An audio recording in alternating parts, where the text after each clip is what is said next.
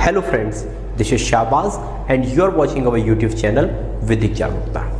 आज हम अपने चैनल का एक और इन्फॉर्मेटिव वीडियो आपके लिए लेके आए हैं। बहुत से लोगों ने पूछा या बहुत लोगों के मन में क्यूरियोसिटी रहती है कि जज और मजिस्ट्रेट कैसे बनते हैं, या भारत में जज और मजिस्ट्रेट कैसे बनते हैं, या कितने प्रकार के से जज और मजिस्ट्रेट बना जा सकता है। तो आज इन्हीं सारी क्वेश्चंस को लेकर हम ये वीडियो बनाने वाले हैं, हाउ टू बिकम जज और मजिस्ट्रेट। जज और मजिस्ट्रेट कैसे बनते हैं, दोनों जुडिशियल पोस्ट हैं, थोड़ा थोड़ा बेसिक अंतर है जज और मजिस्ट्रेट में, वो बाद में अपन बात करेंगे, लेकिन हम यहाँ बात करते हैं कि जज और मजिस्ट्रेट कैसे बनेंगे।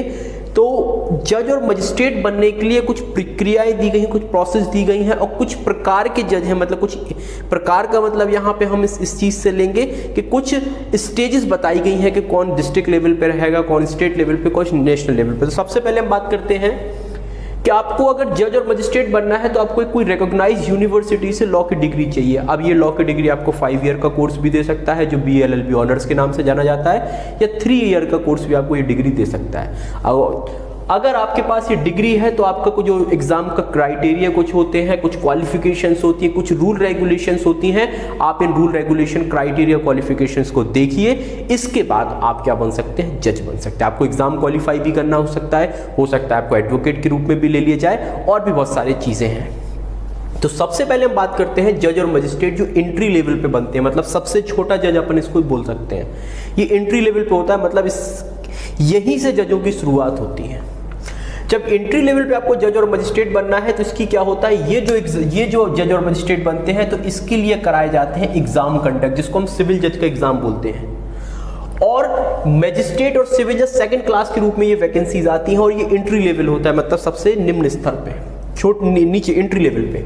और ये एग्जाम होता है वो स्टेट वाइज होता है, हर राज्य अपनी अपनी वैकेंसीज निकालता है। अभी आपको पता होगा कि MP की वैकेंसी आई है, ऐसी हर स्टेट की, बिहार की वैकेंसी भी अभी पेंडिंग है, वो भी होने वाली है। अब एज क्या होती है, तो जनरली जो एज होती है वो 21 ईयर से लेकर 35 ईयर्स तक होती है। अब कुछ कैटेगरीज वाइज इसको रिलैक्सेशन दिया जा सकता है, उसकी हम बात नहीं करेंगे, वो हर नोटिफिकेशन और हर स्टेट के अलग रूल होते हैं। तो एज क्या होगी, 21 से लेकर 35, अगर आपको स्टेट लेवल एग्जाम को पे आपको क्या करनी है, एंट्री करनी है। क्वालिफिकेशंस क्या होंगी, अब क्वालिफिकेशंस वो होंगी, सबसे पहले तो आपको LLB की डिग्री चाहिए, और वो सारी क्वालिफिकेशंस आपके पास होनी चाहिए जो उस स्टेट की नोटिफिकेशन में मांगी गई है। अगर स्टेट की नोटिफिकेशन में कोई चीज मांगी गई है तो आपके पास वो चीज होनी चाहिए। तो यहां से आप एंट्री लेवल एग्जाम कर सकते हैं। याद रखिए, कोई भी नेशनल लेवल का एग्जाम जुडिशियरी में अभी तक नहीं होता है, लेकिन ऑल इंडिया जुडिशियल सर्विसेज को लेके कुछ प्रक्रियाएं चल रही हैं। हो सकता है कुछ सालों बाद ये डायरेक्टली एक एग्जाम आपको ऑल इंडिया जुडिशियल लेवल पे भी मिल जाए, ऑल इंडिया लेवल पे जुडिशियल एग्जाम मिल जाए, लेकिन अभी नहीं है। दूसरा जो एग्जाम होता है वो होता है ADJ, एडिशनल डिस्ट्रिक्ट जज या एडिशनल कोर्ट ऑफ सेशन का। ये भी एग्जाम डिस्ट्रिक्ट लेवल पे होता है, और यहां पे भी ये भी जो आपकी वैकेंसी होती है, या जो व्यक्ति ADJ या एडिशनल कोर्ट ऑफ सेशन बनते हैं, वो भी आपके एग्जाम के थ्रू बनते हैं। दूसरा, ये एग्जाम स्टेट वाइज होता है, क्योंकि हमने आपको बताया नेशनल लेवल पे कोई भी अभी तक एग्जाम कंडक्ट नहीं कराया जाता है जो जुडिशरी से संबंधित हो। एज की बात करें तो एज जनरली 35 से 45 होती है, कुछ कैटेगरीज को रिलैक्सेशन मिल सकता है। क्वालिफिकेशंस की हम बात करें तो 7 वर्ष का आपको एक्सपीरियंस होना चाहिए एज एन एडवोकेट। अगर 7 वर्ष का एक्सपीरियंस है, और 35 ईयर जो भी बाद में आता है, मतलब अगर आपको 35 ईयर्स के पहले, मतलब 32 साल में आपको 7 साल का एक्सपीरियंस हो गया तो 35 ईयर्स तक आपको रुकना पड़ेगा। तो 7 ईयर का अगर आपको एक्सपीरियंस हो जाता है तो इन कंडीशंस पे आप क्या कर सकते हो, एंट्री ले सकते हो डिस्ट्रिक्ट लेवल पे। और दूसरा ये आप पहुंच सकते हो प्रमोशन से। अगर आप सिविल जज बने थे तो 10, 15, 20 साल की आप सर्विस करने के बाद आपका प्रमोशन हो सकता है, फिर भी आप डिस्ट्रिक्ट लेवल पे पहुंच सकते हैं। तो 2 चीजें हैं, एक एग्जाम के थ्रू और एक हमने आपको बताया प्रमोशन के थ्रू।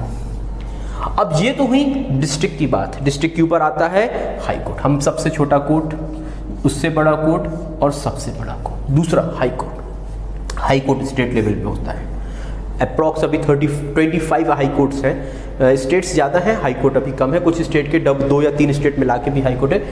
अब ये जो एग्ज़ाम होता है इसके लिए कोई भी ये जो पोस्ट होती है इसके लिए कोई भी एग्ज़ाम नहीं होता है। सबसे पहली चीज़ आप बोलोगे कि एंट्री कैसी होती है जब एग्ज़ाम नहीं होता, तो कुछ क्राइटेरिया दिए गए हैं हमारे इंडियन कॉन्स्टिट्यूशन में कि अगर कोई इंडियन सिटीजन होता है, 10 साल उसने एडवोकेट रहा हो हाई कोर्ट में, या 10 साल कोई जुडिशियल पोस्ट उसने धारण किया, कोई भी जुडिशियल पोस्ट हो सकती है 10 साल तक।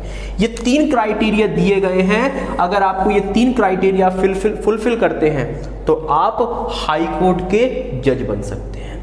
अब आप बोलोगे तो ऐसा क्राइटेरिया तो बहुत से लोग फॉलो करते हैं, तो क्या सब बन जाएंगे? परीक्षा होती नहीं तो बनेंगे कैसे? यहाँ पे कॉलेजियम बनता है, मतलब यहाँ पे कॉलेजियम एक सिस्टम होता है जिसके माध्यम से जजों को छांटा जाता है, वकीलों को छांटा जाता है कि ये व्यक्ति या ये व्यक्ति, इसमें गवर्नमेंट की भी रिकमेंडेशंस होती हैं और हाई कोर्ट की रिकमेंडेशन होती है। जो भी इस रिकमेंडेशंस पे खरा उतरता है उसका नाम आता है, फिर एक पैनल उसको चूज करता है, फाइनली वो हाई कोर्ट का जज बन जाता है। एज की बात करते हैं, एज क्या होगी? तो मिनिमम कोई भी एज नहीं बताई गई है क्या एज होनी चाहिए, केवल आपको ये एक्सपीरियंस। अब ये एक्सपीरियंस आप कितनी एज में गेन कर लेते हो, तो लगभग आप मान के चलिए 32, 33 या 35 एज हो ही जाती है, लेकिन ये दोनों एक्सपीरियंस होने चाहिए। दूसरी बात, इन एक्सपीरियंस के बाद अब मिनिमम एक तो एज तो है नहीं है, तो क्या कोई मैक्सिमम एज है? तो बिल्कुल मैक्सिमम एज है 62 ईयर। 62 ईयर में आपको रिटायर कर दिया जाएगा। ये तो हुई कॉलेजियम सिस्टम के थ्रू।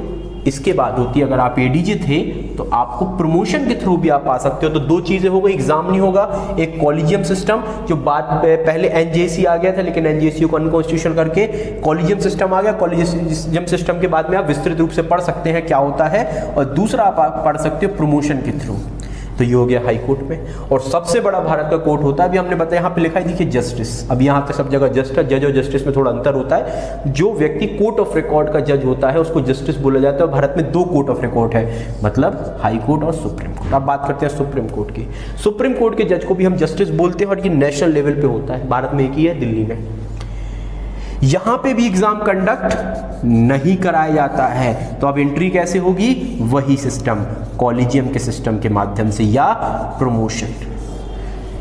अब क्राइटेरिया क्या चाहिए, क्वालिफिकेशन क्या चाहिए? तो इंडियन सिटीजन होना चाहिए, 10 साल का आपको हाई कोर्ट में प्रैक्टिस होनी चाहिए। वर्ड याद रखिए, 10 साल हाई कोर्ट में, सेम क्राइटेरिया है। या 5 साल तक आप क्या हो, हाई कोर्ट के, किसी भी हाई कोर्ट के एक या एक से अधिक हाई कोर्ट के जज रहे हो, इस कंडीशन में भी हो सकते हैं। और एक है डिस्टिंग्विश्ड जूरिस्ट हुआ।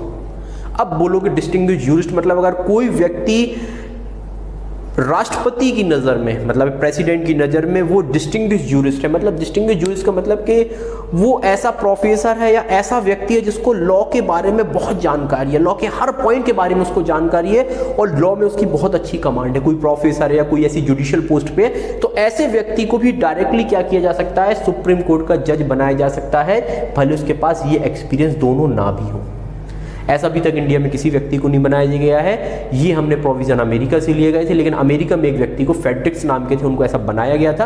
तो ये प्रोविजन है, कभी ऐसा कोई व्यक्ति हमें मिलता है जिसके बारे में बहुत ज़्यादा जानकारी हो लॉ की, अब उसने आपको 10 साल ये एडवोकेसी या हाईकोर्ट का जज ना भी रहा तो भी हम उसे बना सकते हैं। एज की बात करें, मिनिमम एज यहाँ भी नहीं है, मैक्सिमम एज आपकी है 65। ये सारी चीज़ें हैं, ये वो एग्ज़ाम है, ये बहुत रेपुटेटेड पोस्ट है। अगर आप इन पोस्टों पे जाना चाहते हैं तो आपको याद रखना है 2 तरीके से आप एग्ज़ाम क्वालिफाई करके जा सकते हैं। बड़े कॉम्पिटिटिव एग्ज़ाम होते हैं, आप इनकी तैयारी करिए और बहुत रेपुटेटेड पोस्ट है, आप यहाँ जा सकते हैं, मेहनत करिए अच्छे से। और 2 आप हैं कि अगर आप एडवोकेट, आपने अभी तक प्रैक्टिस नहीं की है और आपकी उम्र थोड़ी 35 साल 40 साल लगभग हो चुकी है और आपको लगता है कि अभी तक हम नहीं गए हैं, अब हम एग्ज़ाम की प्रिपरेशन तो नहीं कर सकते, तो भी अगर आप अच्छे वकील हैं या आपको रिकमेंड करता है कॉलेजियम सिस्टम, या आप अगर अच्छी वकालत है आपकी या कोई जुडिशियल पोस्ट भी कर रहे हो, तो भी इस माध्यम से आप हाई कोर्ट या सुप्रीम कोर्ट जा सकते हो। तो ये तो सारी बात हुई कि हम जज मजिस्ट्रेट कैसे बन सकते हैं। हम इसी प्रकार की इंफॉर्मेटिव वीडियो समय समय पे आपके लिए लाते रहेंगे जो आपको विधिक रूप से जागरूक करें।